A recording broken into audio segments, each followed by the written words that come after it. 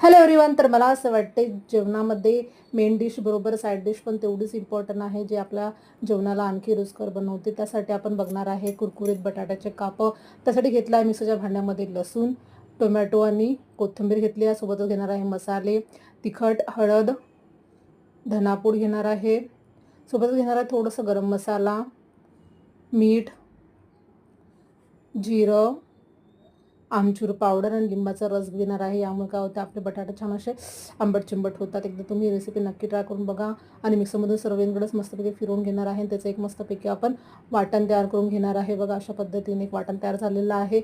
आता घेतले आहे आपण 2 बटाटे मस्तपैकी स्वच्छ धुवून घ्यायचे आहे आणि त्याचे मस्तपैकी आपल्याला गोल गोल काप करून घ्यायचे आहे. आपल्या आवडीनुसार जाड पातळ तुम्ही कसे काप करून घेऊ शकता. बघा अशा पद्धतीने एकदा तुम्ही ही रेसिपी नक्की ट्राय करून बघा. मेन डिश बरोबर साईड डिश पण तेवढीच जास्त इम्पॉर्टंट नसते. आपल्या जेवणाला आणखी रुचकर बनवते. आपलं आणखी जेवणामध्ये इंटरेस्ट वाढतो. बघा छान आपले बटाट्याचे काप तयार झालेले आहे. तर आता आपण त्यामध्ये टाकणार आहे, आपण जे वाटण तयार केलं होतं ते टाकणार आहे आणि त्याला मस्तपैकी त्या वाटणामध्ये मिक्स करून घेणार आहे. त्याला 5 ते 10 मिनिटासाठी रेस्टला ठेवणार आहे.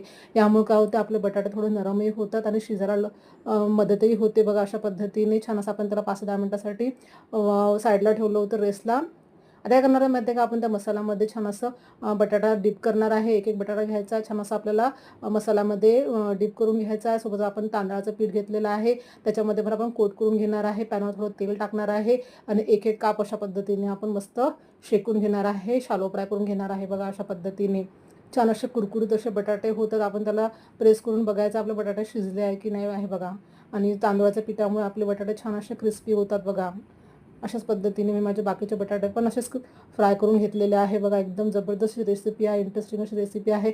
एकदा तुम्ही नक्की ट्राय करून बघा. कुरकुरीत बटाट्याचे कापं बघा असेच माझ्या बाकीचे बटाट्याचे कापं पण फ्राय करून घेतलेले आहे. मस्त डाळ भाताबरोबर सर्व केले आहे. गरम डाळ भात आणि बटाट्याचे कापं तुम्ही चपाती भाजीसोबतही बटाट्याचे कापं घेऊ शकता. बघा आजची डिश स्पेशल बटाटा लवरसाठी होती. तर तुम्हाला माझी आजची रेसिपी कशी वाटली कमेंट करून मला नक्की सांगा. भेटू नेक्स्ट व्हिडिओमध्ये अशाच नवीन सोप्या सोप्या रेसिपींसोबत. Bye bye.